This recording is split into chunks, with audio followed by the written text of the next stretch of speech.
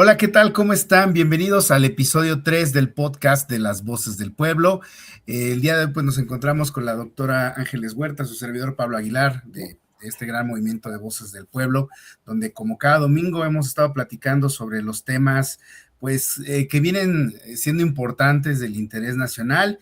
Y el día de hoy, pues no más importante que todos los temas que hemos estado hablando, estaremos platicando con ustedes acerca de este nuevo, pues de esta nueva reforma electoral que se ha estado hablando mucho, que la presidenta Claudia Sheinbaum y los medios de comunicación y los partidos políticos también, los representantes de la derecha, por supuesto, también han hablado, y es esta reforma electoral, lo que le denominamos el plan de, doctora, buenas noches en este momento para nosotros. Hola, Pablito, pues a ti y a todo el público de Las Voces del Pueblo. Nosotros cada domingo, como dices, intentamos mantener vivo este espacio, pues a veces tenemos invitados, a veces no, porque estamos en un ajuste ahí de participaciones y de temas y todo, pero quisimos hacer este programa, como dices, para no perder la continuidad, para que la gente sepa que aquí estamos presentes siempre y sobre todo que estos temas que cada domingo tocamos, pues es lo que creemos que es lo más importante de la semana. Y si bien en la semana hubo asuntos interesantes como esto de la polémica que causó lo de Sabina y Verástegui, ¿no? O no se diga el tema de Trump que nos trae como trompos a todos en todo el tiempo, todos los días.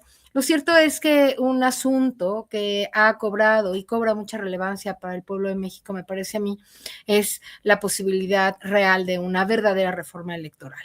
Tú con muy ingeniosamente le pones plan D, porque justo me explicabas, ¿no? Que ya pasamos por el plan A, por el plan B, ahora el plan C, que fue la promesa y la posibilidad de que al ganar Claudia se pudieran hacer varios cambios importantes, como la reforma judicial, esta misma reforma electoral, y pues ahora no sabemos si va realmente a concretarse lo que se había declarado ya como una propuesta de reforma del presidente. ¿Te acuerdas que él presentó una propuesta de reforma electoral que por falta de votos no se pudo concretar ya en su momento, porque no teníamos ya del 21 en adelante la mayoría necesaria para lograr esto, pero ¿no? Se prometió, una de las cosas que se prometieron para elegir a la presidenta Claudia Sheinbaum justamente fue que ahora sí se podría concretar. Sin embargo, Pablo, yo estoy no tan optimista porque me voy dando cuenta que hay alguna posibilidad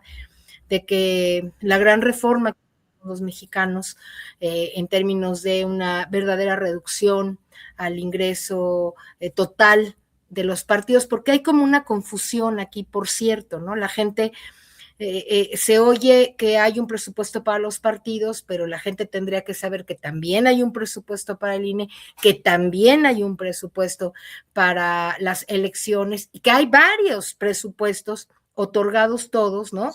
A este gran criterio llamado las elecciones en México al año, y son casi 23,000 millones de pesos, bueno, por lo menos lo que yo tengo calculado del año 23, que es las cifras que voy a presentar, pero tú tendrás a lo mejor algo más actualizado. O sea, la cantidad, son las elecciones, dijo nuestra presidenta Claudia Sheinbaum, más caras del mundo, del mundo. Ninguna elecciones en ningún país del mundo cuestan lo que cuestan estas elecciones en México. Es una locura burocrática que inventó el neoliberalismo. Ciertamente el INE en un primer momento, ¿no? O el IFE en su primer nombre, Instituto Federal Electoral, ¿no fue así?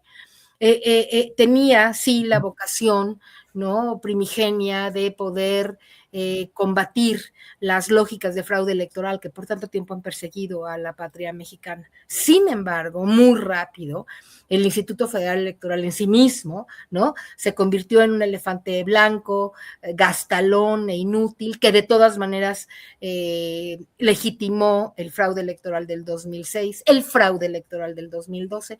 De todos no sirvió para nada, ¿no? Porque fraudes siguió habiendo, no se diga a la cabeza de ¿cómo se llama? El último prianista. Lorenzo Córdoba, ¿no? Que él tuvo la posibilidad de convertir ese instituto en una verdadera instancia para la democratización del país y lo único que hizo fue exactamente lo contrario, ¿no?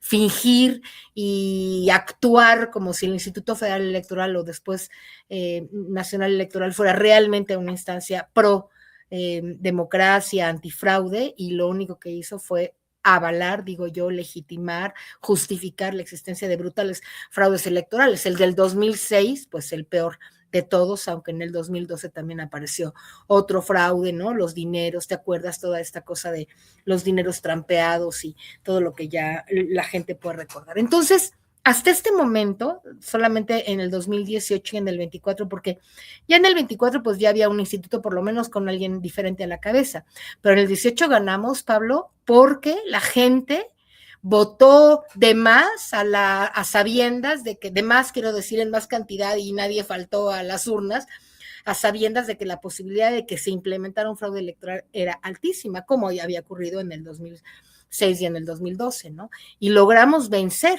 digamos, ¿no? Los ciudadanos logramos vencer al fraude también, no solo al prianato y a la oligarquía, sino también la posibilidad de un fraude electoral gracias a las enormes mayorías de gente que fuimos a votar por Andrés Manuel López Obrador y la opción de izquierda, ¿no?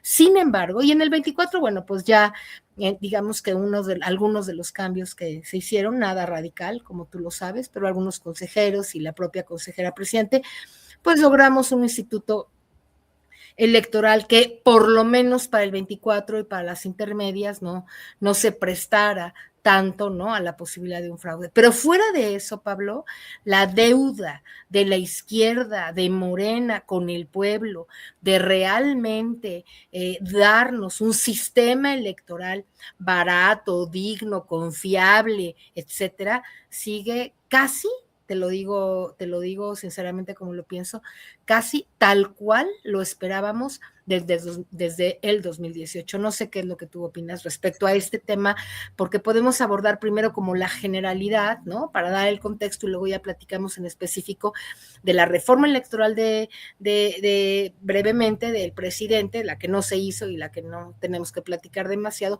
y de lo que ahora está en la palestra, que no es todavía una propuesta clara porque no la tenemos por escrito, ¿no? Son como lo que la presidenta ha comentado y algunas reacciones que tenemos de partidos y eso, pero te propondría que dividamos este programa como en tres, ¿no? En tres partes. El contexto electoral, ¿no? Lo que ha pasado, lo que está pasando, ¿no? El bosque, digamos.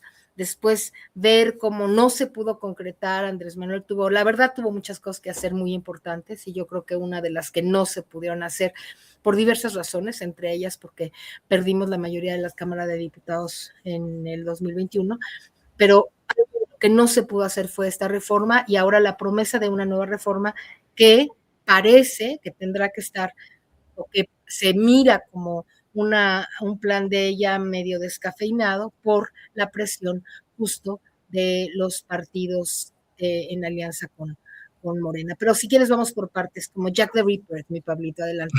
No, no te preocupes, muy bien, pues nos das muy buen contexto para ir trabajando un poco, más bien para ir aclarando un poquito la dinámica en la cual vamos a ir platicando sobre esto, porque sí es muy importante ver todos los hechos y contextos históricos previos que vienen. Como bien lo dices, me quedo mucho con este tema que tuvo que ver en los resultados del 2018, pues nos vamos un poco más para atrás, en el 2012, pero nos vamos un poco más para atrás en el 2006, ¿no? Si estamos hablando de este milenio, por decirlo, después de Vicente Fox, ¿no?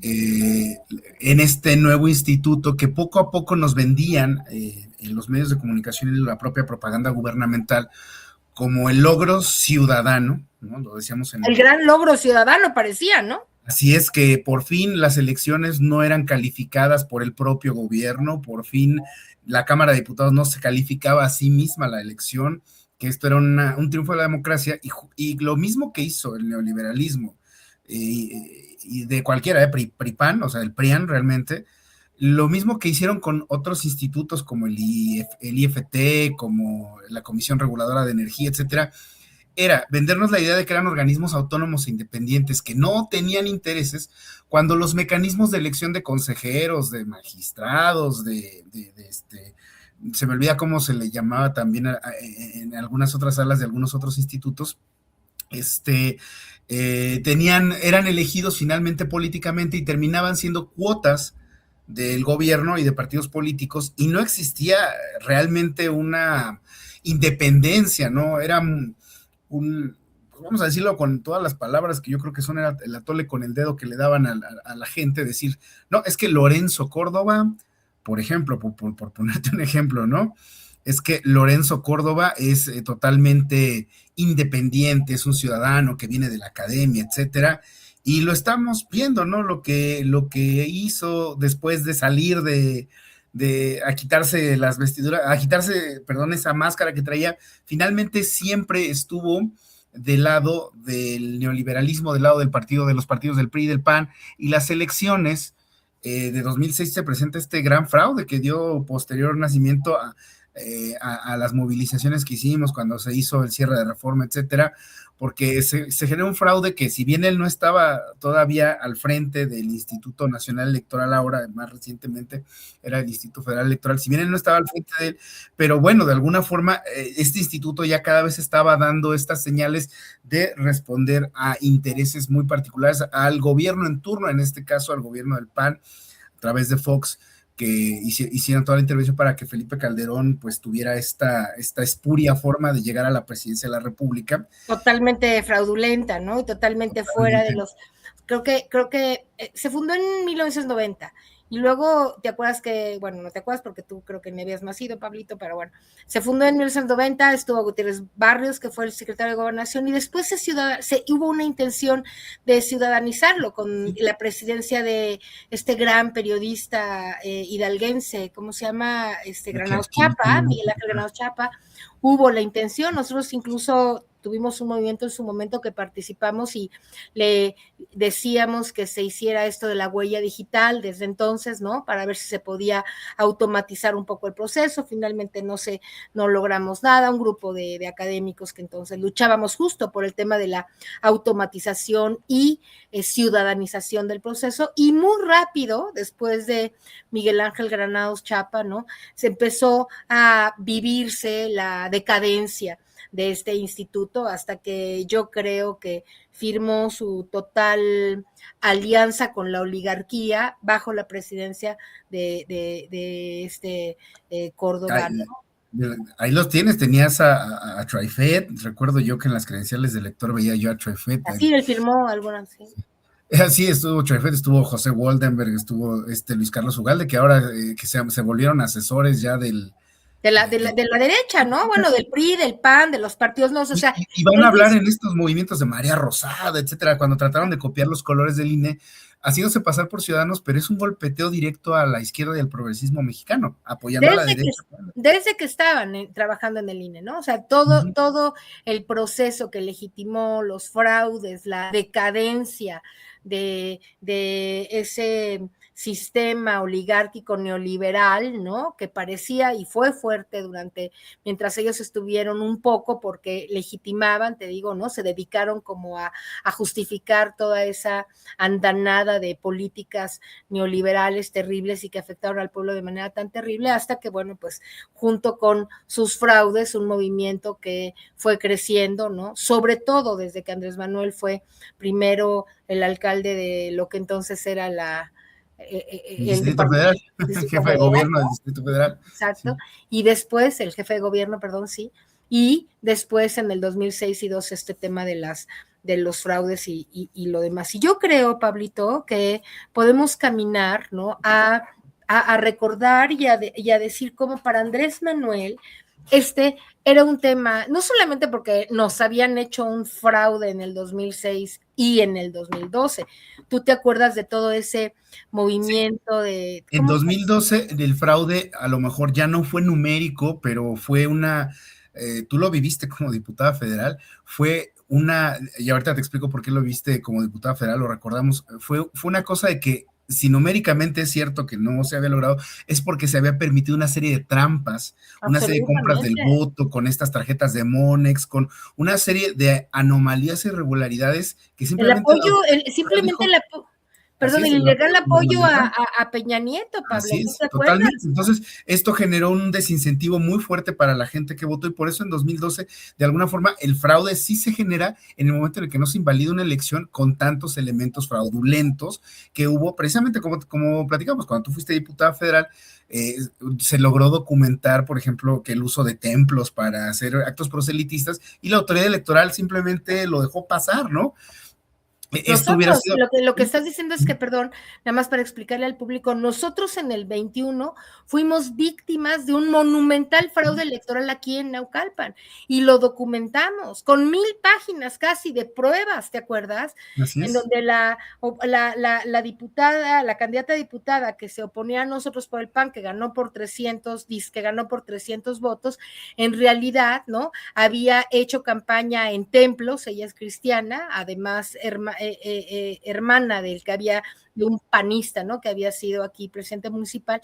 Nos hicieron un fraude monumental en el 21 y no contamos, ¿no? Ni con el ni con el Tribunal Federal Electoral, ¿no? Ni con el propio INE en todos los niveles. No hizo ningún tipo de Nada, fiscalización, no lo consideró.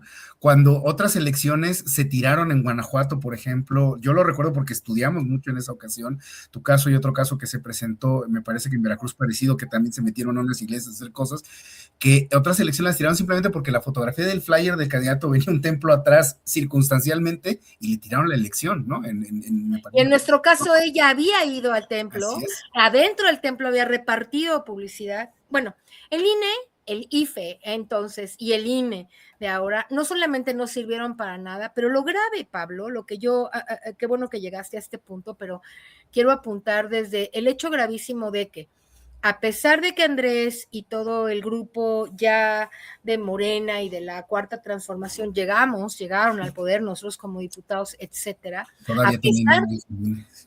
a pesar de eso, no se pudo hacer esta transformación, ¿no? En el nivel de lo electoral. Y te acuerdas que intentamos cambiar a los, ¿cómo se llaman? Los secretarios, ¿no? Los responsables ahí, los consejeros. Los consejeros, ajá. Mario Delgado hizo ahí algún movimiento intentando con John Ackerman y otras gentes tratar de hacer una buena elección, y la verdad es que fue pésima elección. Se tuvo que hacer negociaciones finalmente. No, se aceptaron cosas gravísimas y esos mismos consejeros hoy son los que sistemáticamente han votado en contra, ¿no? En contra de lo que a la Cuarta Transformación le conviene cuando fueron teóricamente electos como gente, pues no tendenciosa, ¿verdad? No del prianato, ni aparentemente con negociaciones por detrás, y de todas maneras nunca han honrado, ¿no? Ninguno de los 4 o 5 que dizque se eligieron democráticamente, ¿no? Me parece a mí que honraron realmente como consejeros el lugar en el que ahí están. Incluyo a la esposa de el compañero queridísimo Santiago Nieto. Entonces no hay garantía hasta este momento, es decir, la presidencia de Andrés Manuel López Obrador, a pesar de que tuvo voluntad de cambio, hay que decirlo, no logró que realmente hubiera cambios relevantes en materia electoral. Tan así es que en el 21, ¿no? Perdimos la Cámara de Diputados, perdimos la mayoría absoluta, o ¿cómo se llama? La mayoría completa en la Cámara de sí, la mayoría absoluta esa. La perdimos, ¿no? Porque muchos de nosotros, yo te puedo decir el nombre de Melba allá en Coahuila, el compañero de Hidalgo, Fortunato también, ¿no? Que éramos diputados federales con posibilidad de reelegirnos y no nos reelegimos. Bueno, Pablo Gómez, Dolores Padierna fue víctima de un fraude en el 21. Todavía nadie se puede hacer tonto ni decir que eso no ocurrió, y le ocurrió a Fortunato en Hidalgo, y le ocurrió a Melba, y me ocurrió a mí en el Estado de México y a muchos de los compañeros, porque te decían que perdías por 300 o 400 votos, pero en realidad había habido una operación fraudulenta en la elección, ¿no? Que había impedido que volviera, que impidió, de hecho, que muchos diputados que teníamos una fuerza política importante en el primer trienio de trabajo, bueno, yo no, pero Dolores Padierna, Pablo Gómez, ¿no? Gente bien valiosa, digo, yo no en ese nivel, pero que también habíamos hecho un trabajo muy importante en Cámara, Pablo, tú lo sabes, como mi asesor que fuiste, y ahora resulta que el 21 perdemos esa mayoría en buena parte responsabilidad de los malos manejos del INE y del tribunal, ¿no? Eso hay que decirlo, porque esto pasó en el 21, porque no se pudo hacer la reforma. Luego, los 3 años que siguen, pues prácticamente perdidos en materia de cambios legislativos, pues porque no tenemos la mayoría, ¿no? Del 21 al 24, Pablo, esos 3 años de poder legislativo, pues prácticamente cualquier cambio que quieras, pero nada muy relevante, puesto que ya no teníamos la mayoría legislativa. Por eso el plan C tan importante, ¿no? Que la presidenta, no solamente que ganara la presidenta Claudia Sheinbaum, el gobierno, el poder ejecutivo, sino que además, ¿no? Los poderes legislativos pudieran quedar con la mayoría necesaria para hacer los cambios necesarios, no solamente en materia del Poder Judicial, sino sobre todo y también en materia del poder Legislativo. ¿Cuál es el drama? Que para ellos creyeron que para ganar tenían que darle los espacios al Verde, al PT, ¿no? Dejar a Ricardo Monreal, imagínate, de coordinador, a Gabriela Jiménez, que su esposo el otro día está en un programa recordando que el esposo de Gabriela Jiménez está haciendo otro partido, ¿no? Y toda esta drama de gente non grata, para no hablar de Adán Augusto, lo demás. Y resulta ahora, Pablo, que estamos enfrente de la posibilidad de una reforma. Cuéntanos un poco de los detalles técnicos si quieres ahora con esta gráfica, y resulta que probablemente, muy probablemente, no vayamos a tener los cambios, espero equivocarme, o que este programa no vaya a ser no vaya a ser cierto, pero hay muchos análisis ya que están diciendo que esta idea de que desaparecen los pluris, no, bueno, no desaparecen, ahora ya se van a elegir de no sé qué, no, que hay que bajarle el dinero bueno, no se le va a bajar tanto, sino se va a garantizar que se use no sé qué, que las soples no deberían de existir, bueno, no exactamente, sino que, y entonces todo eso que era, no queremos, el pueblo ya no quiere plurinominales, no, pero ¿cómo le va a hacer el INE para rebajar de 300 a 200 distritos? Esa redistritación va a ser un despapalle, no se pueden bajar los diputados de 300 a 200, se quitar a los 100 pluris que,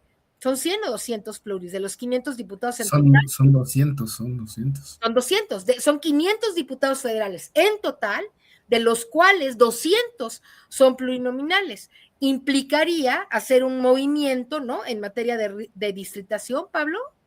Sí. Se está argumentando eso, ¿no? No, pero mira, lo que pasa es que al eliminar los 200... si se eliminaran los 200 plurinominales. Si se eliminan los 200, tenemos 300 distritos uninominales que no requerirían redistritación. Sin embargo, lo que muchos argumentan es que con esto haríamos no le daríamos oportunidad a los partidos y a los partidos políticos, porque si recordamos, en estas últimas elecciones del 24 se arrasaron prácticamente todos los distritos uninominales por parte de Morena y aliados, con decirte que, por ejemplo, Movimiento Ciudadano solamente gana un solo distrito en todo el país. Y si nos fuéramos a esa fórmula muy... Gana un solo distrito, pero le dan muchos diputados. Tiene 20 y tantos diputados, sí, exacto. Es por eso, esa lógica, porque tiene un tema de proporcionalidad de... Que eso la idea de los plurinominales, para recordar nada más a la gente, es que se inventaron, dizque para que los partidos pequeños, ¿no? Pudieran, se inventó la lógica de favorecer a los partidos pequeños con esta proporcionalidad de los votos obtenidos en total, ¿no? Puedes no ganar, como es el caso que estás mencionando, pero como tuvo el 11% de la votación, decía Claudia, explicaba el otro día en la mañanera, ¿no? Como tuvo el 11% de la población de votos en favor, entonces esos votos en favor se le traducen, ¿no? En una cantidad de curules. Pero también se había hablado inicialmente, no sé si lo recuerdas, Pablo, de que se iban a bajar de 300, aparte de quitar los plurinominales, se iba a bajar de 300 distritos a 200 distritos electorales. Por eso estoy hablando de la posibilidad de que se redistributara. Bueno, eso ya sería un sueño. Si ni siquiera se van a quitar los plurinominales, parece, por lo que dice la presidenta y por lo que se lee en lo que está diciendo, que de la idea de quitar la representación plurinominal, ahora están cambiando a la idea de que ya no sean, dicen ellos, electos por los partidos, sino electos por la gente. Lo cual implica en sí misma, esa frase implica en sí misma una trampa, y te voy a decir cuál es la trampa. Al plurinominal, digamos, Sergio Mayer, el partido Morena lo elige como candidato a diputado plurinominal, ¿no? Y luego la gente vota por Morena, porque sí le interesa que gane Morena, y entonces entra el plurinominal. Lo que ahora están diciendo es que de algún modo esas listas, ¿no? Se sometan a cierta elección de la gente y Sí. no el partido el que lo elige, algo así. Sí, lo que pasa es que, por ejemplo, la primera reforma, en el 18, lo que decías hace un ratito, en el 18, me regreso nada más al 18 Sí, sí, adelante. para comentar por qué para el 21, el presidente Andrés Manuel plantea una gran reforma, no solamente, yo le llamo no solo es electoral, porque además es política, porque es la integración de los congresos. O sea, no solo son las reglas, sino además cómo se va a integrar uno de los poderes, pues que representa al pueblo directamente. Entonces, en el 18, como tú dices, se ganó de manera tal que, aunque no había nadie cuidando, los votos eran tantos que era muy difícil o fue muy difícil operar un fraude, y porque la verdad la ciudadanía, incluso que estaba en las casillas, pues ya no había una simpatía con ese prianismo, con el PRI de Peña Nieto. Y los mismos representantes o los mismos funcionarios que eran los ciudadanos, tus vecinos, de alguna forma, pues ellos mismos ya no se prestaron a una situación así por la cantidad tan grande de votos que hubo en favor de Andrés Manuel López Obrador. Pero cuando se viene el 21, se viene esta alianza del PRI-PAN para poder hacer esto, nos vamos percatando de que todavía, y es cuando ya entra esta figura de Lorenzo Córdoba y todos estos consejeros que estaban operando en contra, que todavía tienen un control muy fuerte de la política a través del Instituto Nacional Electoral. Tenían Controlaba la política, consejeros, tenían amigos, tenían no al se había tribunal en sus realmente manos. Entonces desarticulado su fuerza y su poder adentro del Instituto Nacional muchos Electoral. realmente solo esperaban 3 años para volverle, decían, le va a pasar lo que le pasó a Fox, lo que le pasó a Peña Nieto, que en la intermedia pierde todos sus canicas y ya después al rato adiós, ahí nos vamos, gracias Andrés Manuel por participar.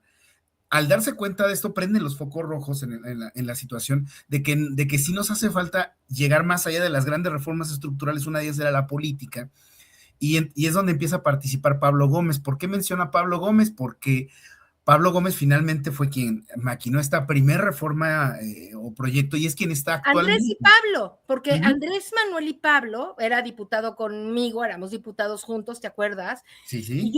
yo tenía muy claro que Pablo era uno de los, sigue siendo uno de los personajes pues con más experiencia política en este país, de izquierda, y tenía mucha claridad y tiene mucha claridad sobre los cambios que se necesitaban. Y Andrés Manuel, después de haber padecido, ¿no? Todos estos fraudes y cosas junto con su equipo más cercano, diseñaron esa reforma. Fíjate, una de las cosas que yo me acuerdo haber platicado en algún momento ahí de esa reforma, que era que ya todos los diputados, como es en la realidad, fueran plurinominales. ¿Qué significa?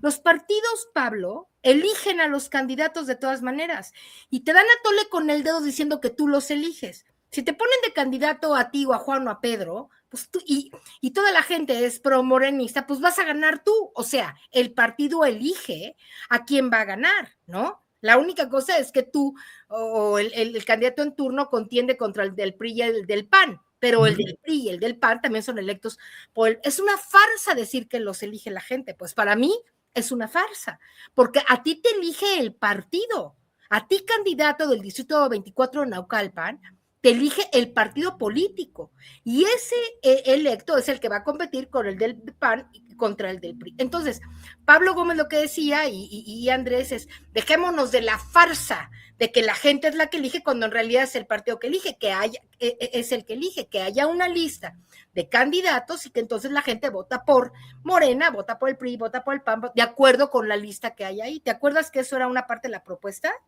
Sí, de hecho era una parte de la propuesta, pero aquí fue donde saltó el primer problema, que se acababa lo que le llamaban la representación proporcional o estos de representación, y se generaba estas listas por cada estado, eran 31. Hay unos de mayoría relativa y unos de representación proporcional. La Actualmente mayoría relativa son los que te elige la gente, los ¿no? de mayoría son los que elige la gente, o sea, tú vas en tu distrito, vamos a poner ejemplo de localista de acá, el distrito 24 del Estado de México, tú eres la candidata del distrito que te puso el partido, como dicen, haya sido como haya sido, llegaste de candidata, como ahora pusieron a panistas ahí, a nombre de Morena, pero llegabas y entonces la gente votaba por tu nombre, sí por tu partido, pero por tu nombre. Sin embargo, en la práctica sabemos que realmente la gente, lo vimos en algunas elecciones, la gente apoya la ideología pensando que a lo mejor la decisión correcta de alguna cúpula tenía que ver con que estuviera esta persona. La lógica de esta situación cambiaba, quitaban esos famosos distritos y generaban listas por estado, ¿no? Entonces, cada estado, de acuerdo a su padrón electoral, generaba una lista, y estas listas eran por las cuales tú ibas a votar, votabas por un partido político e iban entrando conforme están las listas. Realmente es la forma en la cual están entrando actualmente los plurinominales. Así es. ¿No? Entonces había ese debate de decir, oye, pero entonces sí están entrando, sí hay o no hay pluris. Entonces tú les decías, bueno, son, pero no son pluris, porque tendrán ellos que hacer lo que tenían que hacer. Tendrán que hacer campaña por el partido. Campaña, ¿no?, por el partido de manera genérica en todo el estado, todos, para poder entrar y tener la mayor cantidad de votos y con ello obtener la mayor cantidad de votos. Pero estas listas las presentaba cada partido político y de acuerdo a la totalidad de los votos que recibía en un estado, se elegían esa cantidad de... iban entregando esa cantidad de... Ahora déjame decirte una cosa, escuché a Gerardo Fernández Noroña el otro día diciendo, como ya se ve que está desapareciendo la idea de que desaparezcan los pluris, él estaba diciendo que una de las propuestas, y a mí se me hace que es la que va a quedar, para elegir a los pluris es esa. O sea, que los plurinominales formen parte de una lista del partido y que con base en los, digamos, en la cantidad de votos que tú has de cuenta. Pero esto tomando también lo de lo que está en la Ciudad de México. Ya sabes que en la Ciudad de México el plurinominal se elige como por una especie de repechaje, ¿no? El que tuvo votos, digamos, el que quedó en segundo lugar con un cierto porcentaje de votos, ¿no? Ganó. Es a nivel local, lo que tú le llamas es la primera minoría, pero a nivel de diputaciones, en la que el que más votos tuvo en su distrito, pero que no ganó, entra como diputado también. Ok, entonces parece que están proponiendo que esa fórmula de primera minoría, para que como ese personaje de todas maneras tuvo que hacer campaña, ¿no? Así es, sí. Digamos, en Naucalpan perdió Morena, pero ganó el diputado del PAN, pero el candidato de Morena quedaron con el 32% de los votos, ¿no? Entonces, los más altos, pero eso pasó en Tlajomú, en Ecatepec y en Nezahualcóyotl, y entonces, según así lo explicó, o así es como yo entendí que lo explicó Noroña, agarran a todos los candidatos que por porcentaje quedaron más arriba en minoría, o sea, los que perdieron, pero quedaron arriba, y entonces los ponen en la lista del Estado de México. Y de esos que ponen en la lista del Estado de México, y de acuerdo con la proporción de votos que sacó Morena en el Estado de México, eligen a los primeros 3 o los primeros 4 o los primeros 5. Así es como yo entendí que ahora podría ser una de las fórmulas de elección de los nuevos plurinominales. Pero el tema, Pablito, perdón que insista en esto, pero es bien importante, es que la promesa era la desaparición de los plurinominales. Y ahora ya como que nos están dando a tole con el dedo, ¿no? Y ahora nos dicen, no, bueno, sí van a ser plurinominales, pero ahora se van a elegir o por primera minoría o por si tuvieron tantos votos y van a tener que ir a hacer campaña y no sé qué, pero pues es a tole con el dedo, entonces no están desapareciendo. Está desapareciendo a lo mejor la fórmula de antes, que solamente era por el porcentaje del partido, y ahora van a poner una fórmula diferente. Y lo que también tratan de desaparecer es esta lista, digamos, selectiva que los dirigentes de los partidos hacían, ¿no? Por eso teníamos gente como a Carolina Villano, como a Alito Moreno, como a Marco Cortés, como al propio Ricardo Anaya, todos ellos pues finalmente son los presidentes de sus partidos y secretarios nacionales. Y se ponen de diputados senadores, se ponen en la lista del pluris, ¿no? Se pone en la lista del pluris y no hay nadie más que pueda hacerlo porque eso era una facultad propia que tenían los partidos políticos. Pues sí, pero ahora se van a poner de candidatos perdedores, o sea, realmente, te voy a decir qué va a pasar. La van a buscar donde sepan. Claro, Alito se va a poner de candidato perdedor en Campeche, ¿no? Él se va a quedar del segundo de a bordo y entonces va de todas maneras a ser diputado plurinominal.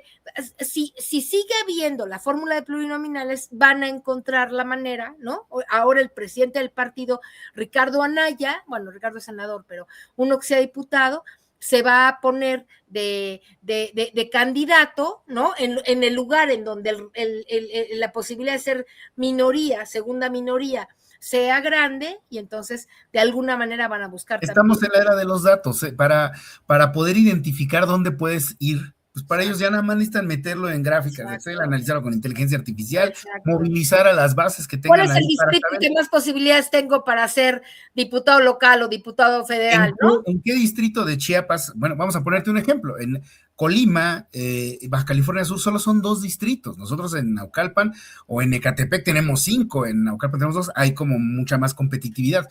Pero ¿qué dificultad le va a costar estar en el segundo lugar de uno de los 2 que le quedan a Colima, ¿no? Es un tema nada más de, como dices, de matemáticas, de ChatGPT, ¿no? De 2, 3 asesores que le hagan el garlito, y ahí va a quedar otra vez. Y aunque no gane, pues ahí de todas formas. Va a quedar porque en la lista dijo que el de la segunda minoría o el de la primera minoría o como se llame. O sea, sí, ¿qué es lo que funciona actualmente con los senadores más o menos, ¿no? Ganan los 2 senadores que iban en fórmula y el perdedor, que el primero que iba en la fórmula, digamos, no perdedora, sino el segundo lugar, por así decirlo, el primero que iba en esa fórmula queda. Así sí, el caso de Betty Robles, ¿no? En Querétaro gana el PAN, quedan sus 2 senadores y ella de Morena, ¿no? Estaba Betty Robles y Santiago Nieto, sí. Deciden en Morena que tiene que ser mujer la senadora, por lo tanto a Santiago lo batean, ¿no? Y queda Beatriz Robles, sin ninguna elección de nada más que por haber perdido, pero perdido en Morena, que para los efectos de la votación era alto. Bueno, ese esquema, según oí a Noroña, ¿no? Es uno de los que se van a tomar en cuenta. Pero me interesa pasar al tema de los dineros. Ya, por lo pronto, usted que nos está viendo en este programa, creyó que iban a desaparecer los diputados plurinominales porque no hacen nada, porque, pues, ¿qué cree? Que no van a desaparecer. Parece, todavía no lo podemos decir de cierto, porque en realidad es hasta febrero que conoceremos en forma, ¿verdad, Pablo? El documento ya de la... En teoría estaríamos esperando que los primeros días de febrero, tal vez yo llego a pensar que simbólicamente a lo mejor el 5 de febrero pudiera estar llegando para la segunda semana, estarse votando como se ha estilado, es lo que platicábamos en el Senado de la República con varios colegas asesores, que puede ser este caminito, y por eso yo traía nuevamente aquí a la plática el tema de Pablo Gómez, porque este tema de las listas, a ver, están diseñadas este tipo de sistemas políticos están interesantes, era una representación pura, eran listas, etcétera, porque todavía volvió a sonar hace algún par de semanas, en diciembre, todavía sonaba esto de que íbamos a regresar otra vez al tema de listas por estados, pero las listas por estados lo que le estaban poniendo ahora era, bueno, es que ahora vas a votar, entonces estábamos haciendo una especie de elección primaria que genera otra vez otro gasto. Primaria interna de partidos para elegir a los candidatos. Así es, que ya de por sí Morena no ha sido muy democrática, no voy a decir no ha sido democrática. Mejor di antidemocrática totalmente el dedo, ¿no? De Luisa, de Mario. ¿Cuándo has visto que ha funcionado actualmente en nuestro partido político cuándo has visto que ha operado adecuadamente una precampaña? O sea, que tú hayas dicho, no, es que en la capital de Puebla estuvieron los 3 fuertes, le echaron ganas, uno quedó y los otros dijeron felicidades, te la llevaste en la intermedia. A ver, Pablo, fue una Veracruz y con el dedo dijeron este y este. Y los demás tuvieron que formar parte y decir, pues sí, y ya ni modo, sentarse atrás, ¿no? Perdieron, entonces, al hacer ese sistema en muchos lugares perdieron, porque la gente no quería que eligieran a ese exprista que ahora se pasó a Morena o a esa candidata, ¿no? Que había robado. Imagínate, somételos a votación. Morena, y la gente dice, pues entonces te castigo. O sea, la elección de candidatos en Morena, y hasta este momento hay que decirlo, es de un antidemocrático, Pablo, subido. ¿no? Morena hoy no ha demostrado que el pueblo, que los fundadores, que los militantes realmente van a ser tomados en cuenta para aspirar a un espacio de poder, y son los amigos, los conocidos, los prianistas, los que vienen. 50%, tú lo sabes muy bien porque están los estatutos, 50% de los candidatos en Morena pueden ser externos. Ergo, gente que viene del PRI, del PAN, ¿no? Que se está pasando a Morena. La oligarquía, fíjate bien lo que yo pienso, y las voces del pueblo lo hemos dicho muchas veces, la oligarquía se está pasando a Morena, como fue en nuestro caso en Naucalpan, ¿no? Tenemos el que fue gobernador panista, el presidente municipal panista 2 veces, el señor José Luis Durán Reveles, en el distrito 24, de donde yo fui diputada en el 2018, hoy es diputado de Morena, porque entró a través del Verde como diputado de Morena, un candidato, pero abiertamente panista, no lo estoy inventando, no lo estoy denunciando, lo estoy describiendo. Fue el presidente municipal del PAN en Naucalpan 2 veces, y hoy es diputado federal de Morena. Pero si tú dijeras, no, este es una aguja en un pajar, ¿qué crees que no? El 50% de los diputados en este país hoy de Morena pertenecen o pertenecieron a un partido diferente a Morena. O sea, los candidatos, gente fundadora, gente que luchamos con Andrés Manuel 30 años para llegar al poder, la cuarta transformación, etcétera, hoy está vestida por lo menos a la mitad de gente proveniente de otros partidos. Ahora, que provenga de otros partidos, Pablo, no es necesariamente el problema, lo hemos platicado tú y yo, ¿verdad? Porque la gente... Porque hemos tenido, la verdad, algunos dirán por ahí fichajes, como se dice en el deporte, gente que sí vino a cambiar las cosas y que sí vino a limpiar su nombre sin abusar del poder. El caso de Nacho Mier, por ejemplo, ¿no? Yo lo veo, muchos me siguen criticando mucho, pero yo siempre les digo, el caso de Manuel Bartlett en su momento, para poder luchar, tenías que poner un dragón luchando contra dragones, no podías poner a alguien menos fuerte. Y lo tuvimos con Bartlett, sin duda, claro. Decidió cambiar su legado político, recuperando lo que él mismo destruyó en su momento. Pero hay otros que no, pero la mayoría no vienen con esa intención. No estamos criticando que haya alguien o que haya algunas personas valiosas de otros partidos que pudieran pasarse a Morena, pero la mayoría de los que conocemos, que se pasaron del PRI y del PAN a Morena, ¿no? No son personas, eran corruptos, no estaban garantizadamente, no eran gente garantizadamente honesta. Nosotros tenemos unos principios, no mentir, no robar, no traicionar, y los que están en Morena, muchos han mentido, robado y traicionado, o las tres cosas, Pablo. En el 2018 muchos de ellos lamentaban la madre AMLO, o sea, eso es lo que yo también además, muchos se vinieron, muchos dicen, oye, pero Nacho estuvo formando el partido, Manuel Bartlett, tenemos fotografías cuando estábamos todavía con la maestra Delfina en la campaña antes de que ganara Andrés Manuel, cuando hicieron el fraude aquí en el Estado de México, a Delfina llegó Alfredo del Mazo, pero muchos de ellos llegaron en el 18 o algunos llegaron apenas en el 21, si no es que hay mira, el caso de... están, o sea, hay senadores que se vinieron apenas. En el Estado de México, Pablo, el caso del ex candidato a gobernador, ¿cómo se llama? ¿Cuál? El que fue candidato a gobernador con Delfina, el que le hizo el fraude. Alfredo del Mazo. No, es el que es hoy diputado de Morena. Ahorita te digo su nombre, muy conocido, del Estado de México, que fue candidato a gobernador con Enrique Vargas. Enrique Vargas, pero ese está en el PAN, ese no se pasó a Morena. Sí, no, ese fue ahorita con el tema de Alejandra del Moral, por ejemplo.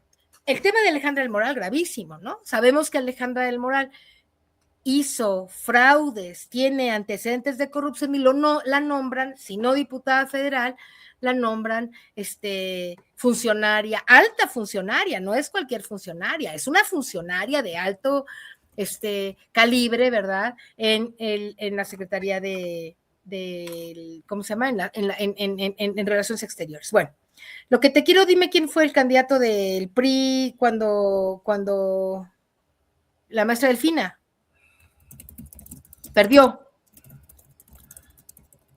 Pero cuando fue la primera vez que fue el candidato ¿Sí? En el 2000, ¿qué fue? 17. En el 17 fue Alfredo del Mazo. Fue Alfredo del Mazo, y ganó finalmente. Y ganó Alfredo del Mazo. En el 17, ajá. Entonces no fue en el 17, fue en la anterior Pues es muy conocido, Pablito, ahorita se me fue el nombre. Bueno, no importa.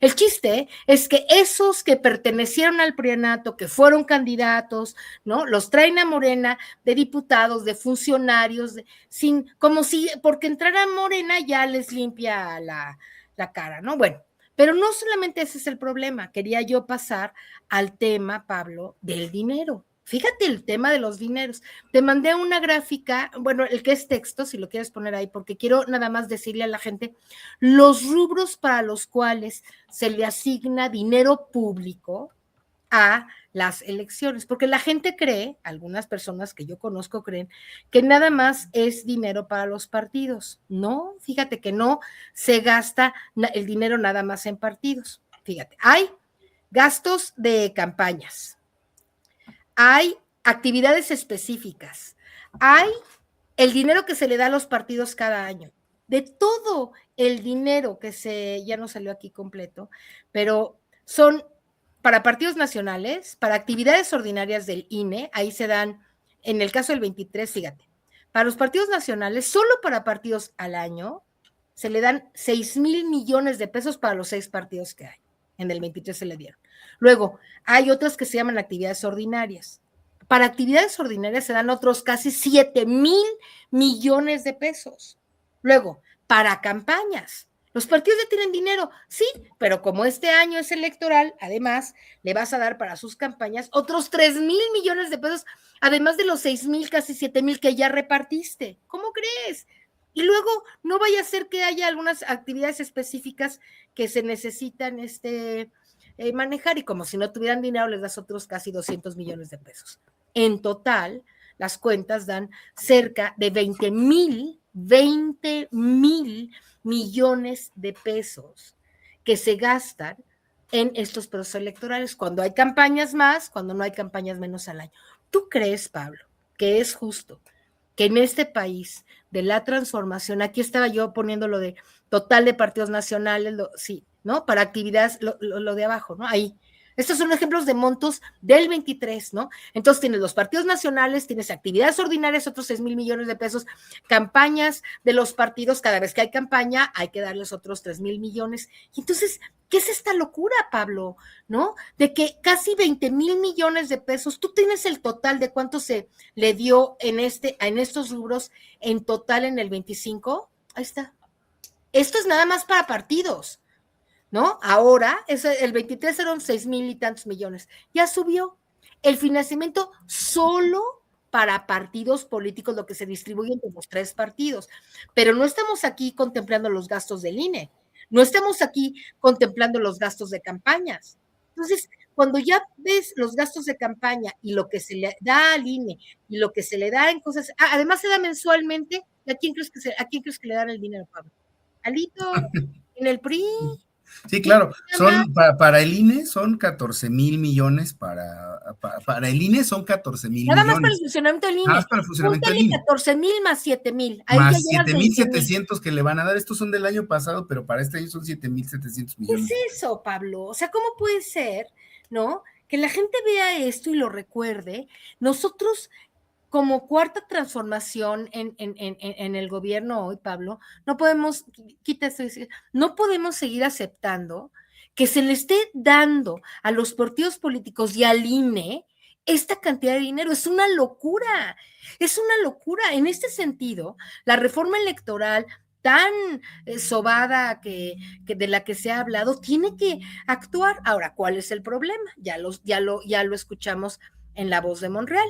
Si el PT y si el Verde, como tienen diputados de Morena, Pablo, no quieren darnos los votos, ¿qué crees? No hay reforma electoral. No hay reforma, y es que muchos, el gran crecimiento que ha tenido el Movimiento Ciudadano, el crecimiento que ha tenido el Verde impresionante, mucho deriva de estas figuras de votos plurinominales, digamos, de la votación que ellos tienen, o con estas alianzas que realizan con Morena, pues evidentemente suben sus números de manera adecuada, porque utilizan la marca, pero le piden a la gente, por ejemplo, caso Chiapas, ¿no?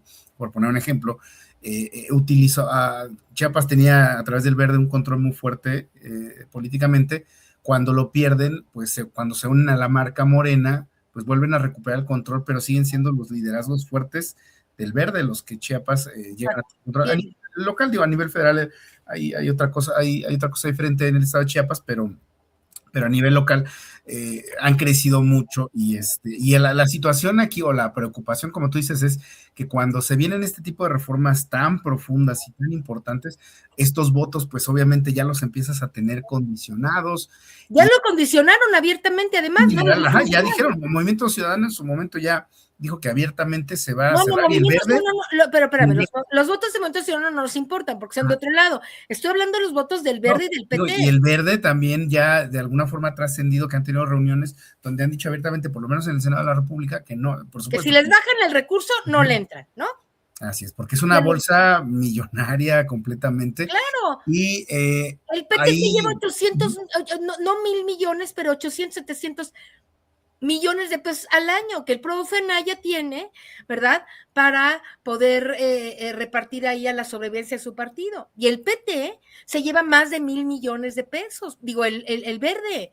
Entonces tú le estás regalando a un partido que fue aliado con el PRI, que tiene a el compadre de Salinas Pliego como senador, ¿verdad? Porque a través del Verde fue que entró este señor de apellido, no sé si te acuerdas, que es bueno, el senador del Verde, del PT, ¿verdad? Luis Armando Melgar es el Melgar, ajá. Ese Melgar es un aliado absoluto de Salinas Pliego y es diputado del Verde. Pero para no hablar. Se supone que el Verde ya es, que se supone que el Verde es 4T, o sea, es esta forma de.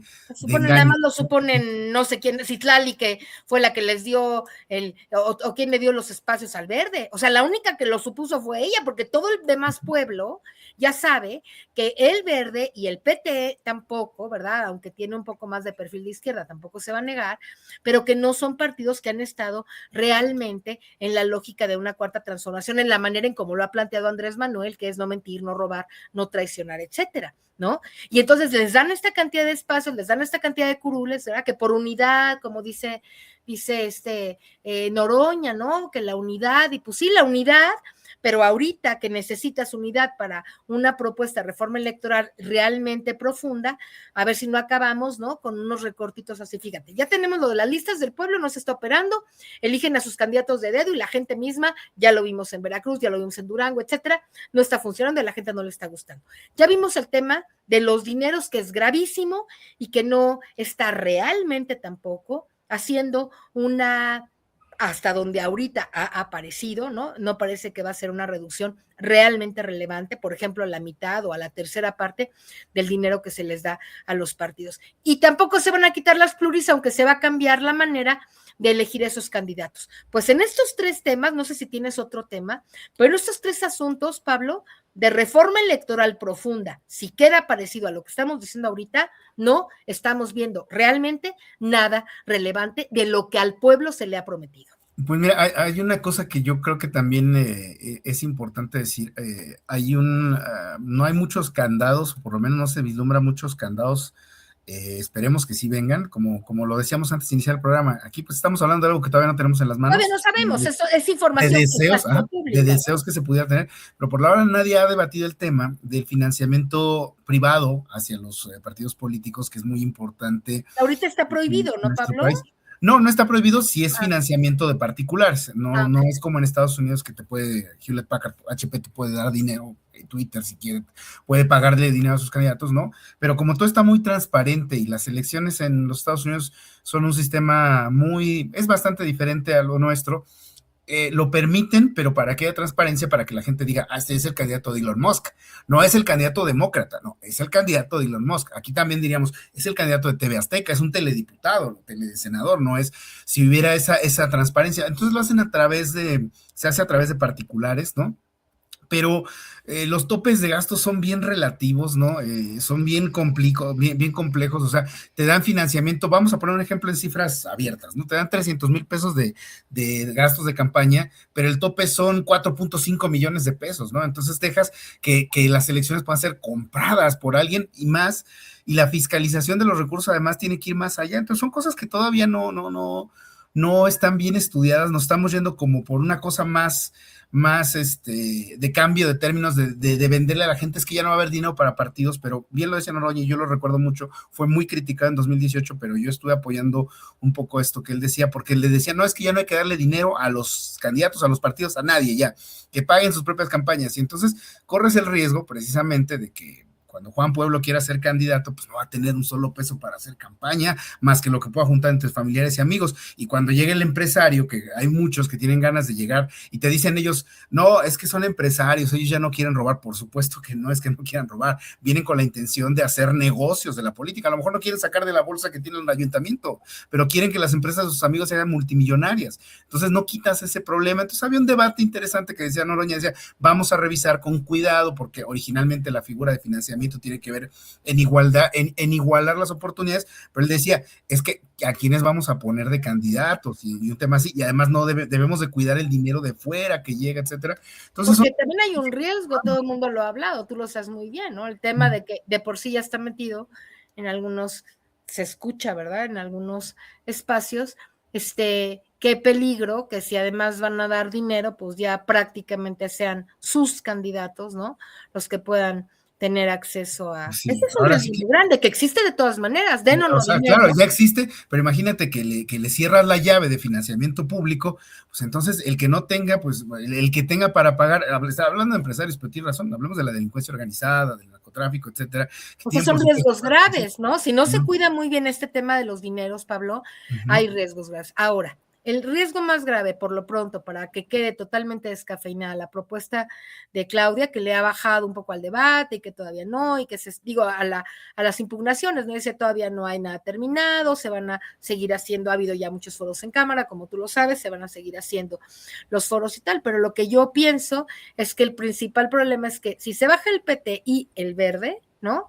Al tema de la votación, simplemente no hay reforma electoral y entonces tendrían que pensar seriamente, ¿no? Si van a lograr, y si el acuerdo va a ser muy costoso en términos de que ahora en el 27 les pones más candidatos y les das más, ahora en lugar de regalarle al PT una gobernatura, le iban a, digo, al verde, ¿no? La gobernatura de San Luis Potosí, le van a regalar la de acá, o ya le estén ofreciendo a Coahuila, a lo mejor el PT a través de Ricardo Mejía, no sé, ¿no?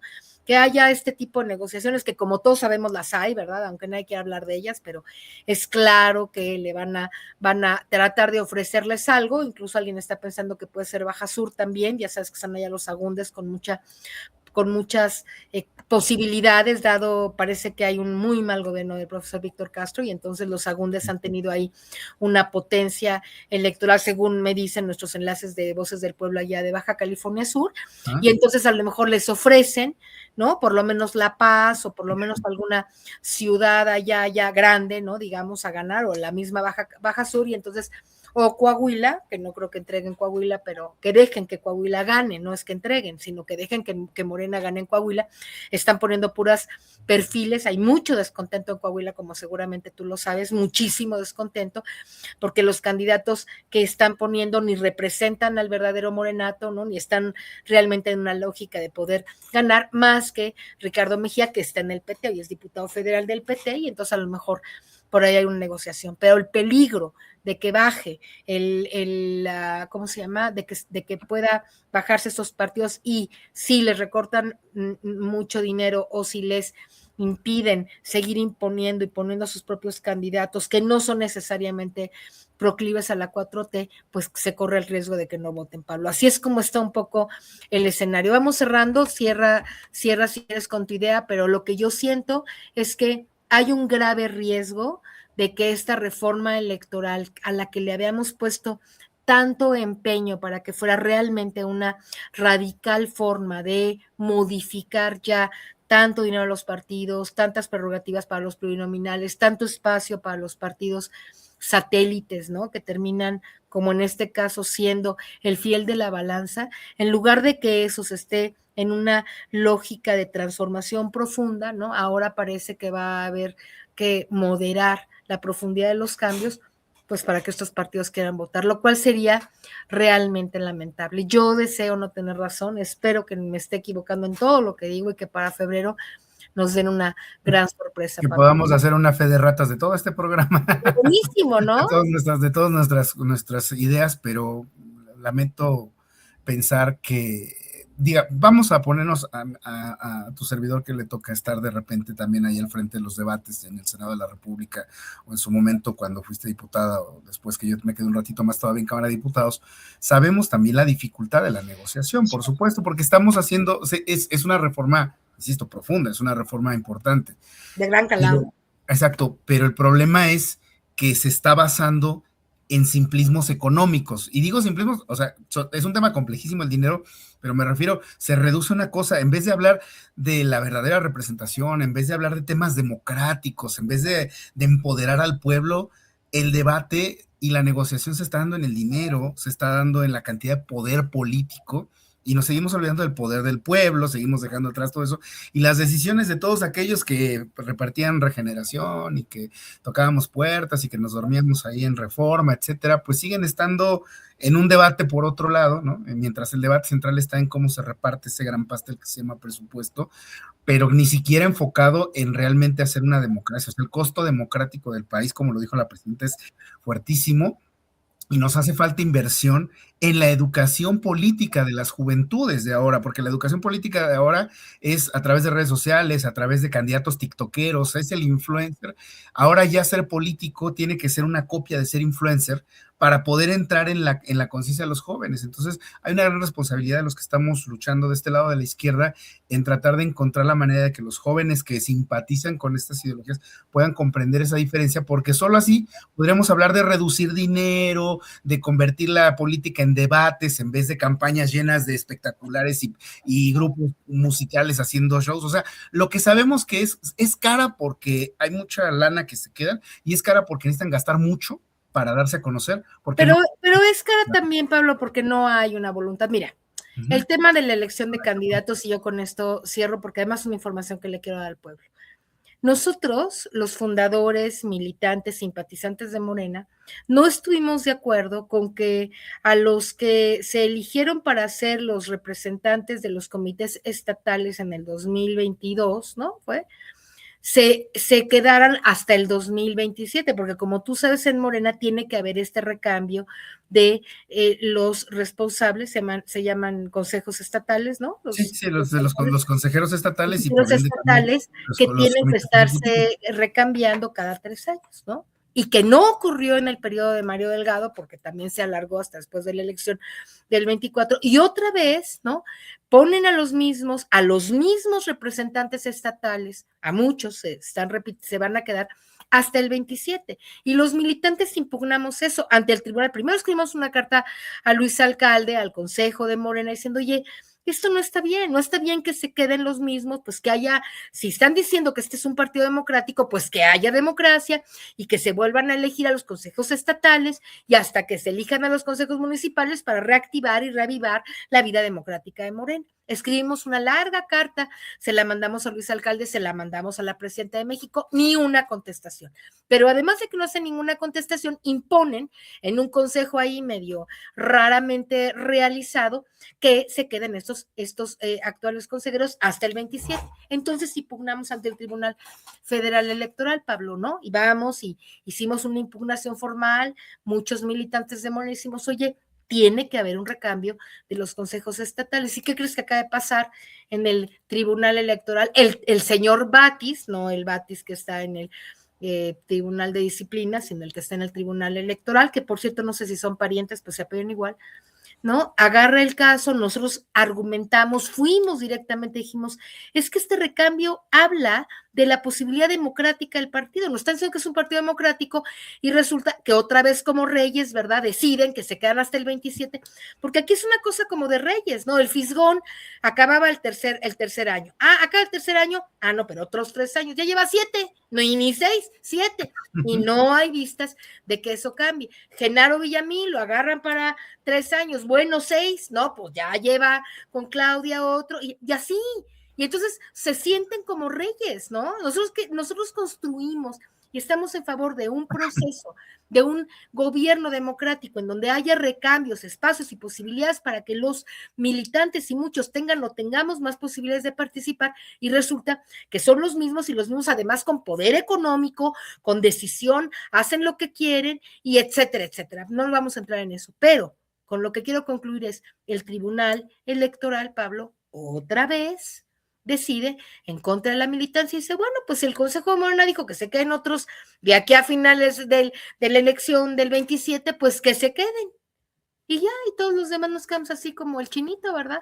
Pues es que ese ha sido el pretexto desde el 2016 que se hicieron los Desde que primeros empezó el partido, comités. el primer elección, en el 2015, ¿te Cuando se acuerdas? eligieron los comités 2015, 2016, que se eligieron los comités ejecutivos municipales, fue en 2015, sí. O sea, hace 11 años que no ha habido reestructura de comités ejecutivos municipales, porque ya ni siquiera existen. Nos dijeron, sí, Morena los puede eliminar y hacer lo que quiera. Sí, la ¿Dónde verdad es está que la democracia en Morena?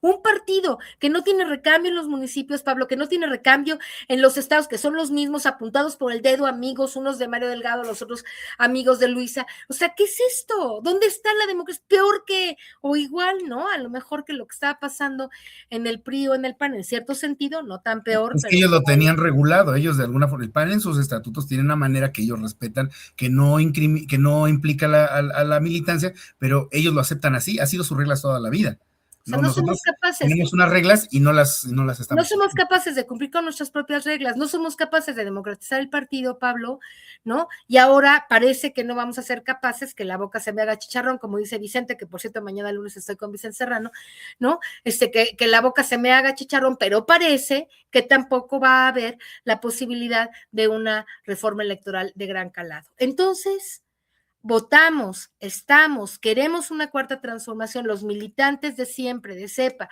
fundadores, simpatizantes, luchando por esto, Pablito, ¿no? Y seguimos viendo que no hay grandes posibilidades de cambio. Pues con esto cierro yo, Pablo, vamos a hacer este podcast hoy de 1 hora, si te parece bien.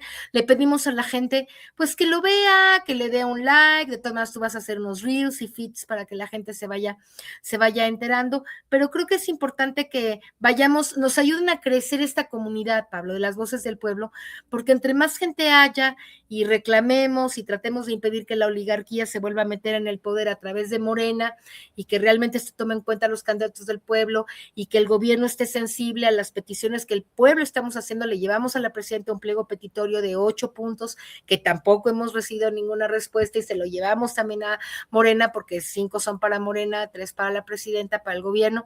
Lo de Munadora Buchaín, ¿no? Que realmente se toma en cuenta. ¿Cómo puede ser que tengas a un auditor superior de la federación del calado de corrupción demostrable a el actual auditor que tiene 7 años en el poder? O sea, ¿qué pasó con la transformación? Entonces tienes, pues a Ramírez Cuevas ya estaba con el presidente, ahora con la presidenta, pero bueno, no importa, es muy amigo y cercano a la presidenta, pero Genaro Villamil no ha hecho bien el trabajo en los medios públicos, no importa, pero es que nuestra formación política no funciona, bueno, no importa, es que en Morena, Luis Alcalde, su papá, su mamá y los que están, no están tomando decisiones democráticas, no, bueno, ni modo, pero es que el PT no quiere y el Verde que se haga la reforma electoral de gran calado, bueno, y entonces, Pablo, y entonces, ¿dónde está la cuarta transformación?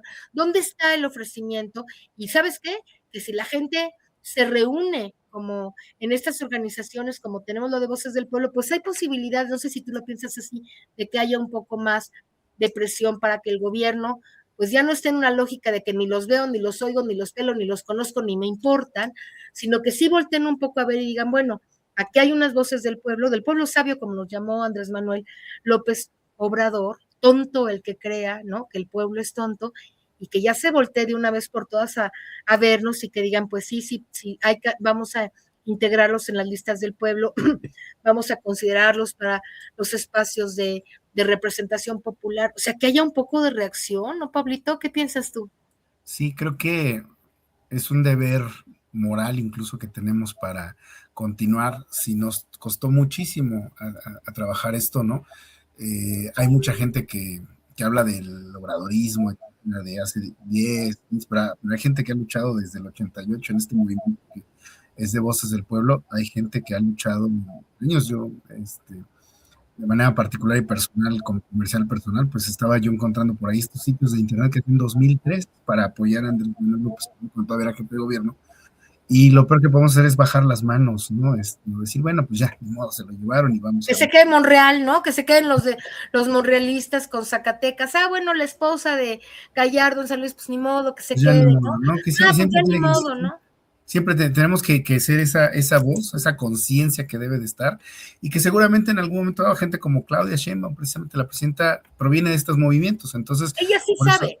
Por ella eso sabe de yo qué creo que estamos hablando, sabemos sí. lo complicado que es estar allá al frente de todos estos leones o tiburones o cocodrilos más bien, yo creo porque Dicen tiburones que son. la rodean de pronto de una manera en que no, ella no se puede acceder, ¿no? Porque Claudia, que es compañera de militancia, que nos conoce o que sabe que los militantes tenemos esta postura, esta fuerza, sí se entiende que algunos que han estado rodeando, ¿no? La cosa, pues a lo mejor tienen otros intereses y en la búsqueda de sus propios intereses, pues han como Pues eso mismo frenado. le pasó yo siento que fue lo que le pasó a Andrés Manuel López Obrador en muchos sentidos. Hay muchos desatinos que sí hay de la cuarta transformación porque se han hecho grandes cosas positivas, también hay desatinos. No por esto significa que digamos, es que ya le están dando la razón al Somos periodismo. obradoristas, somos con Claudia Sheinbaum, estamos con la cuarta transformación, pero tampoco nos vamos a quedar callados de los problemas que hay en la cuarta Y transformación. que van y le cuentan, pues el presidente ya no podía, el presidente cuando lo conocimos en campaña, cuando iba a Guanajuato, que me tocaba estar en Guanajuato, el presidente de verdad, honestamente andaba en él, andaba Yáñez con él y una persona más que les manejaba, y por eso se enteraban, porque tenía acceso a la gente, todo el mundo se acercaba, podía estar hasta 20 o 30 minutos platicando informalmente con el pueblo abajo antes de dar su mitin, y cuando es presidente O ya deja de hacer todo. esto.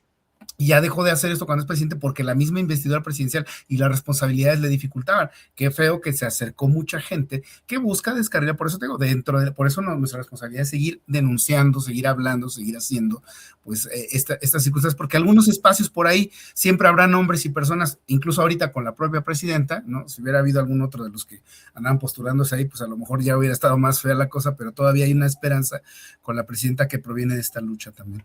El otro, una compañera muy querida de Coahuila, me decía, es que la situación está tan difícil para Claudia que a lo mejor no es pertinente, ¿no? Que ahorita, pues los morenistas de corazón como nosotros, ¿no? Los que hicimos esta transformación con el presidente, los que hemos luchado, tú porque estás joven, pero los que ya tenemos mucha edad, pues llevamos desde el 88 antes en esta lucha, todo, ¿no?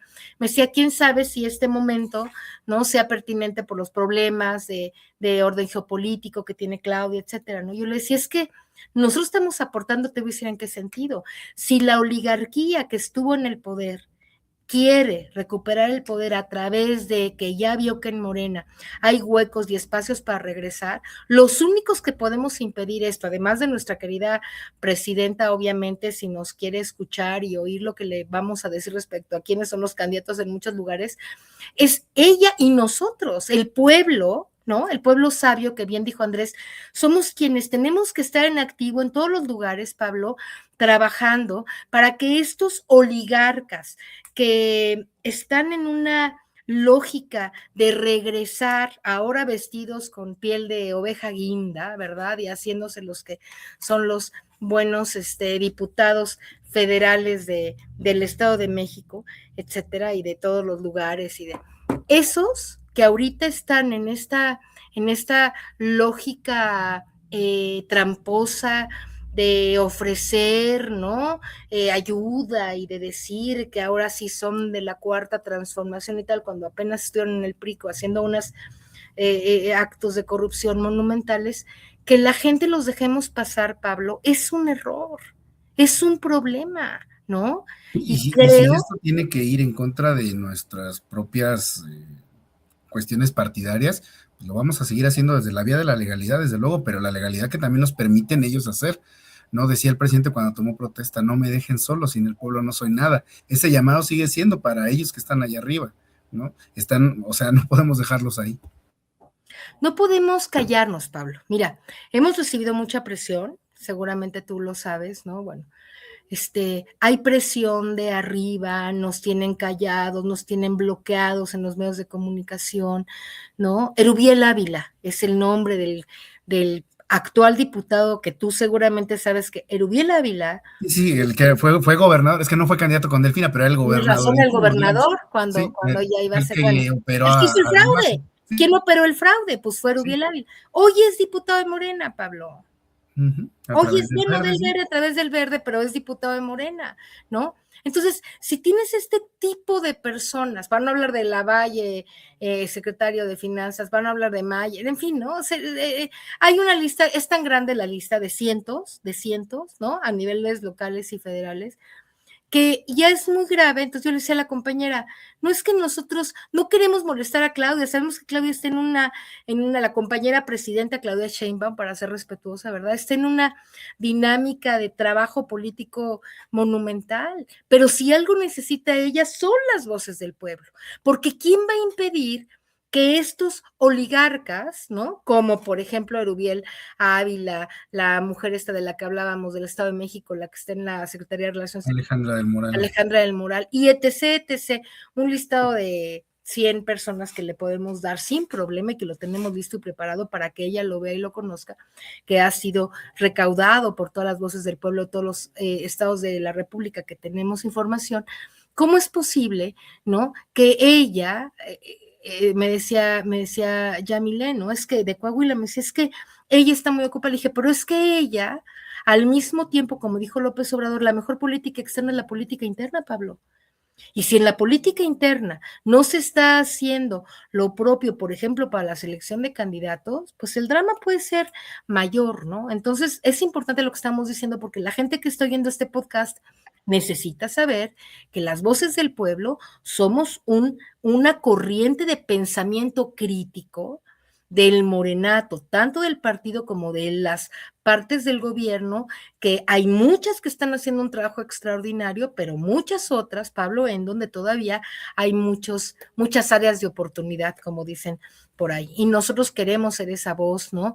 Cantante, crítica, operante, que queremos ayudar, no nada más estamos criticando a lo güey, estamos pidiendo, tenemos equipos, tenemos gente, nosotros conocemos al pueblo, a los pueblos, a los que pueden ser los mejores candidatos. O sea, tenemos una lógica de participación real, ¿no? De quienes hemos, como dices hace rato, tocado puertas, repartido el periódico desde que este movimiento, no solo Morena, sino desde que este movimiento empezó antes de 88, desde que era el partido antes del PRD y todo eso. Yo formé parte de esto desde entonces, Pablo, ¿no? Y ahora resulta que llevas casi 40 años de trabajo político, ¿no? Y logramos una transformación y ahora hay unos traidorzuelos que están dejando entrar a Morena, pues a la oligarquía más detestable. Así que bueno, en eso estamos, Pablito, perdón, ahora sí que queríamos una hora y ya llevamos una hora. No, pero digo, para hacer nada más, para no cometer unos errores, que será tal vez otro programa que podamos invitar a alguien,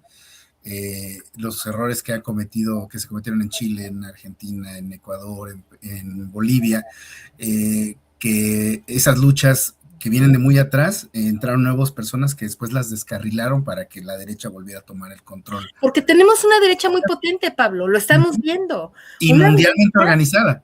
Absolutamente. De hecho, el próximo programa, y déjame decirte, quería yo que habláramos de la guerra híbrida en su parte de la tecnoinformación, que tú eres un gran especialista en eso. Vamos a invitar a alguien que nos ayude en esto, es decir, no sé si puede ser el profesor Fernando Buenavada, él anda bien ocupado, pero hay por ahí otro compañero que sabe mucho de este asunto, porque la gente tiene que estar muy sensible. No se perdió Chile nada más porque sí, y Bolivia no fue nada más porque se agarraron del chongo ahí con Evo, Pablo. La verdad es que la derecha está implementando unos niveles de Goebbels, digamos, ¿no? Goebbels mundial, para ir convenciendo a la gente para que se vaya derechizando. O sea, el proyecto neofascista de Trump para quedarse con los recursos, por lo pronto con todos los recursos de las Américas, no es solamente armamentista, por eso dicen los americanos. No. Sí, es completamente, es un tema. Hace unos días, ya nos estamos extendiendo un poquito, pero mira, hace 2 o 3 días vi un tuit o un video de Javier Hidalgo, lo recordarás, exdiputado. Sí, muy bien, claro. Donde decía... En Red, ¿no? En el canal Red. Ajá, que está diciendo, miren todo lo que me sale y yo no veo a nadie, los tengo bloqueados y X, ¿qué crees? Yo tengo cuentas que no tienen que ver con política, que manejo otros temas de mis gustos personales y estoy bombardeado de mensajes de la derecha, pero yo les decía una vez, es que el algoritmo de Twitter te manda lo que como que no te gusta para pelear, ¿no? No es, pero no, fíjate que en YouTube hoy que estábamos checando lo de los videos de aquí de Voces del Pueblo, me voy percatando que ya también en YouTube el algoritmo está funcionando igual. Todo tu feed tiene que ver con anti-izquierda, antiprogresismo y pro Estados Unidos. O sea, se está haciendo eso sin duda alguna. Ahora sí La está. guerra es brutal, Pablo. Ellos ya lo tienen claro, ya saben que la vía del TikTok, del Instagram, ¿no? Del Facebook, es la vía por la cual la gente hoy se está informando. No a lo mejor todavía la mayoría, pero casi, por lo menos más de la mitad de la población, en el caso mexicano, y en Latinoamérica seguramente estamos por ahí. Y entonces con eso están logrando ganar elecciones. Decía yo equivocadamente los países el otro día en el programa de Vicente, que por cierto ya les dije que voy a estar con Vicente mañana hablando un poquito de esto de la reforma, pero fíjate cómo el triángulo de litio, el 85% de las reservas de litio la tienen ni más ni menos Argentina con Milei, Chile con el fascista que acaba de caer, y Bolivia. Ese es el triángulo, esos son los países. Yo dije Perú equivocadamente, es Bolivia. Y esos 3 países ya son en favor de la de derecha. Estados Unidos, están con la derecha. Sabes muy bien. Entonces, ellos están haciendo cortes finos, ¿no? Una tecnoguerra informativa en donde están viendo de qué manera van convenciendo a la gente para que vote por en contra, digamos, ¿no? Por la derecha y en contra de la izquierda. Yo me temo que si Morena sigue cometiendo los errores que está cometiendo en la elección de candidatos de aquí al 27, podamos correr algún riesgo para perder las elecciones, estas, ¿cómo se llaman, Pablo? Las intermedias, las que tenemos del 27. No perderlas, pero perder la mayoría absoluta. Sí, claro, es como perderlas. Absoluta. Así es, porque después dejas inoperante la presidencia y al estar inoperante llega el 30 muy dificultado, con un control muy fuerte. Vamos a ver qué pasa en los Estados Unidos en noviembre. Esto va a ser muy trascendente para la política y va a pegar totalmente a la política mexicana, la anexión de Groenlandia, todo lo que va a pasar, la manera en la que tienen aterrorizada ya ahora Europa con el tema arancelario. Entonces, hay muchos temas, pero si esta guerra sigue aquí en México, corremos el riesgo de que nos esté pasando lo que pasó, en su momento le pasó a Brasil. Brasil recuperó, pero sigue estando... Pero el tema de Brasil está gravísimo. Acabo de estar en una conferencia con una brasileña de esta del Instituto Schiller, Pablo, y está durísima la contienda. El grupo de Bolsonaro está casi empatado con el grupo de Lula, pero espérate tantito, diario, en todos los medios de comunicación, ¿no? Que no funciona la economía, que todo mal, o sea, están convenciendo a los brasileños de votar en contra de Lula. Y si no lo logran, te lo digo, lo dijo una doctora, una persona muy calificada que da clases en la universidad allá de Brasil, hizo un análisis, me quedé impresionada de la posibilidad real que puede haber para que Lula pierda el 27. Pero espera, y por lo tanto los BRICS, y por lo tanto América, porque si alguien sostiene la posibilidad de una cierta soberanía en América Latina, además de México, es Brasil. Sí, claro, y Colombia va corriendo hacia el mismo camino. Le van a hacer lo mismo lo van a secuestrar, faltan 3 días para que secuestren al pobre presidente de Colombia, ¿no? Al Petro. Entonces, si Brasil cae en manos de la derecha, que parece, por lo que dice la compañera, altas las posibilidades, si no en el 27, en el 30, que otras más, como decía hoy un compañero de los sindicatos, ¿no? Ya ves que los sindicatos tienen una fuerza muy poderosa en Brasil, el propio Lula proviene de sindicalista, ajá. Decía un compañero, pues a lo mejor ganamos el 27, pero para el 30 ya no hay Lula. Lula tiene 80 y tantos años, Pablo, que tiene 81 años, 80 y cuantos. Entonces, la posibilidad de que Lula se religiera, por ejemplo, para el 27, pues está prácticamente perdida. A lo mejor el 30, perdón, ¿no? A lo mejor el 27 lo logra. O sea, el escenario hacia el 30 es horripilante. Y si se cometen errores en la elección del 27 en México, que me temo que pinta para que se vaya a ocurrir, perder la elección o dejarla en manos de alguien que no sea un morenista de buena cepa, va a ser una cosa terrible, Pablo. Bueno, invitamos a la gente a que venga con nosotros el próximo domingo. ¿no? Vamos a invitar a un compañero o dos para que podamos hablar de esta, no sé si decirle tecnoguerra. Yo oí la cosa de la tecnoguerra y me gustó por la cosa de la tecnoguerra informativa, creo, de el tema tecnológico, ¿no? De cómo a través de las propias inteligencias artificiales, ¿no? De las TikToks, de las redes sociales pensaremos en un buen título. Sí, es a través del trabajo del algoritmo y a ver si logramos en ese programa tenerlo en vivo, pero en TikTok, a ver cómo nos va. Te voy a pasar un enlace diferente, vamos a hacer la prueba por allá con nuestro invitado también, a ver cómo nos va, porque ahí sí la gente orgánicamente entran, no es como en estas redes que tenemos que como que jalarlos para acá, no, allá el mismo algoritmo te los va aventando. Y la gente, vamos a ver cómo anda el tema, porque así vamos a poder medir cómo está tan derechizada la red por ahí. Va a ser interesante experimento, ojalá podamos hacerlo y bueno, pues nos estaremos viendo el próximo domingo. Así será, mi Pablito. Muchas gracias siempre por tu compañía, por tu inteligente compañía. Me encanta que podamos hacer este diálogo entre los dos, porque tú tienes mucha información como asesor, además siempre desde que fuiste mi asesor, pero has seguido todo este tiempo como asesor legislativo.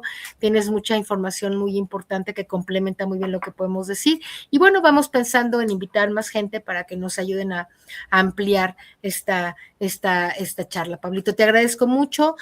Nos estaremos viendo. La gente que sepa que Las Voces del Pueblo puede, o a través de nuestras redes, o a través del 55 22 99 6899, mandarnos un mensaje, integrarse a los chats y al trabajo territorial de Las Voces del Pueblo y pues por supuesto ayudarnos a hacer crecer nuestro proyecto de comunicación. Pablito, muchas gracias. Claro que sí, no, agradezco también tus palabras y por supuesto tus grandes aportaciones en este programa. Nos estaremos viendo el próximo domingo. Estamos, Pablito, muchas gracias.